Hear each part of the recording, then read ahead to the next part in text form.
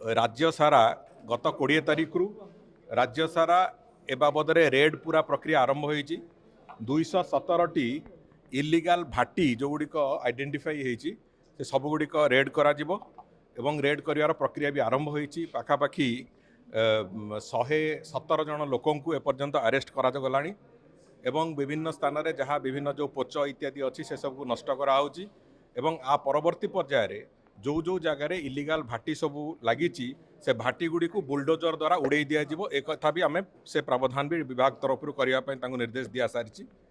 कौन सी भाटी इलीगल भाटी रहा एक कथार पूरापूरी आश्वासना आम राज्यवासी को दबा चाहूँ एवं द्वितीय कथा हूँ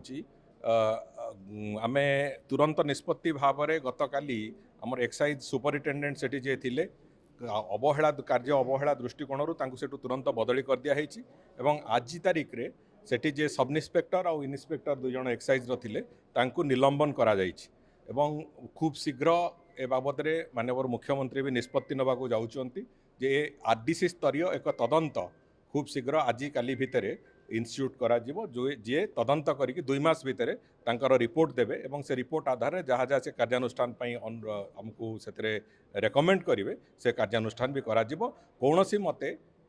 बेआईन मद कारबार को बंद करा जिवो जो कथा मु दायित्व नबार प्रथम दिन रु कहूतिली आज भी से कथा कहूची एवं आसंता वर्षे भितर आमे जो बेआईन मदर नेटवर्क को पूरा भांगी के चूरमार कर दो। जदि आपंक आम भिडी भल लगा तेब आम चैनल को लाइक शेयर और सब्सक्राइब करने को जमा भी भूलु नहीं।